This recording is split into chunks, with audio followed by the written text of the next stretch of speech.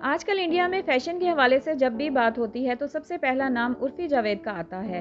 किसी के लिए नेगेटिव सेंस में तो किसी के लिए पॉजिटिवली। उर्फ़ी एक कंजर्वेटिव ख़ानदान से बिलोंग करती थी, जहाँ पर लड़कियों को कोई फ़ैसला लेना तो दूर अपना चेहरा दिखाना तक अलाउड नहीं था। उर्फ़ी कैसे उस दुनिया से यहाँ तक पहुँची जहाँ उसे किसी चीज़ की कोई परवाह नहीं। अस्सलाम वालेकुम एवरीवन, कैसे हैं आप सब देख रहे हैं मेरे यूट्यूब चैनल को। आज मैं आपको हमेशा अपने कपड़ों की वजह से सुर्खियों में रहने वाली उर्फ़ी जावेद से जुड़ी कुछ ऐसी बातें बताऊंगी जो शायद आप ना जानते हों। इसलिए आपसे गुजारिश है कि वीडियो को एंड तक ज़रूर देखें और आगे बढ़ने से पहले चैनल को सब्सक्राइब करना मत भूलें। उर्फ़ी का जन्म 15 अक्टूबर 1997 को लखनऊ उत्तर प्रदेश में हुआ। उर्फ़ी ने लखनऊ के स्कूल से अपनी स्कूलिंग कंप्लीट की।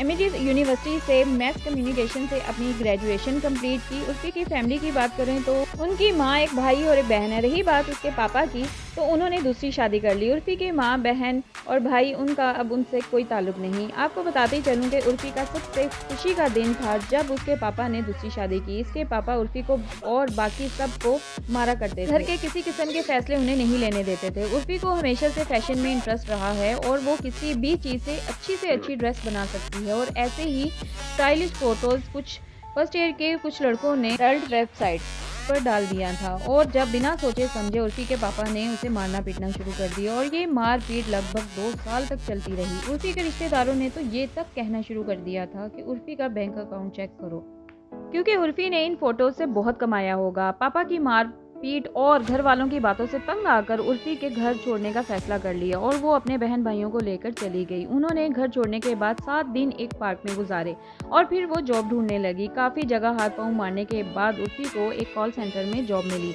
उर्फ़ी को घर छोड़ने के कुछ दिनों बाद पता चला कि उर्फ़ी के पापा ने उनकी माँ को छोड़ दिया है और वो दूसरी शादी कर रहे हैं और उर्फ़ी पर उसकी माँ और दोनों बहन भाइयों की जिम्मेदारी आ गई। एक तरफ तो वो अपने पापा के जाने पर बहुत खुश थी कि अब वो अपनी मर्जी से जिएगी, दूसरी तरफ वो टेंशन में थी कि अकेले कैसे मैनेज करेगी सब कुछ। इसलिए उर्फ़ी ने कॉल सेंटर की जॉब छोड़कर 2016 में मुंबई जाने का फ़ैसला किया और 6 महीने की भाग-दौड़ के बाद उर्फ़ी को एक सीरियल में छोटा सा रोल मिल गया जिसका नाम था बड़े भैया की दुल्हनिया। और फिर एक के बाद एक सीरियल मिलते चले गए, जैसा कि चंद्रनंदिनी, मेरी दुर्गा, बेपनाह, ये रिश्ता क्या कहलाता है, डायन, कसौटी ज़िंदगी की, लेकिन सब में छोटे-मोटे रोल।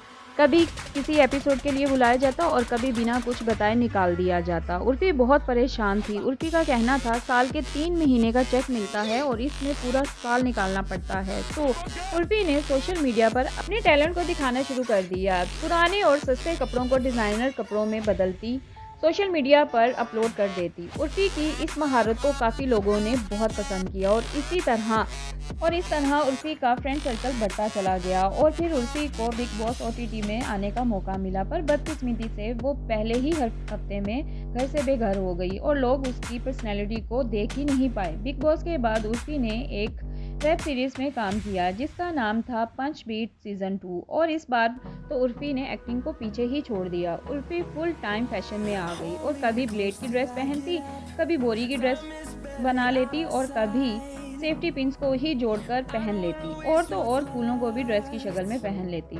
फिर कुछ भी कहो, दिमाग तो उसने खूब पाया है और ऐसे आने के लिए काफ़ी हिम्मत चाहिए होती है, जो कि उर्फ़ी के पास काफ़ी है। इसके अलावा उर्फ़ी इस्लाम मज़हब को नहीं मानती। इसका कहना है कि कभी भी किसी मुस्लिम लड़के से शादी नहीं करूँगी क्योंकि इस्लाम की काफ़ी बातें उसे पसंद नहीं हैं। जैसा कि इस्लाम में बुर्का पहनना, इसका कहना है कि कोई अपनी मर्ज़ी से ठीक है पर्दा करे, लेकिन ज़बरदस्ती का पर्दा करवाना सही नहीं है। और इस्लाम में 4 शादियाँ अलाउ करना भी गलत लगता है। उर्फ़ी को जो लोग ट्रोल करते हैं उनमें ज़्यादातर मुस्लिम हैं। उर्फ़ी के हाल की बात करें तो उर्फ़ी अपने करियर में फ़ैशन से काफ़ी कमा रही है और साथ ही इसका सॉन्ग आया है हाय हाय ये मजबूरी को लोगों ने बहुत पसंद किया। इसके अलावा उर्फ़ी टेस्ट विला 14 का भी हिस्सा बनी है और जल्द ही बिग बॉस के आने वाले सीज़न में भी नज़र आ सकती हैं।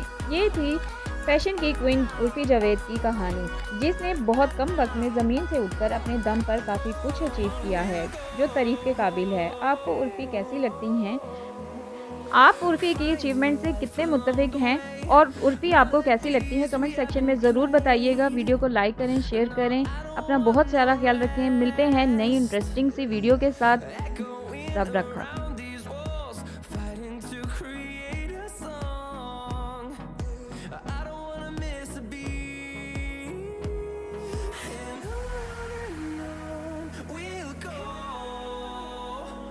Through the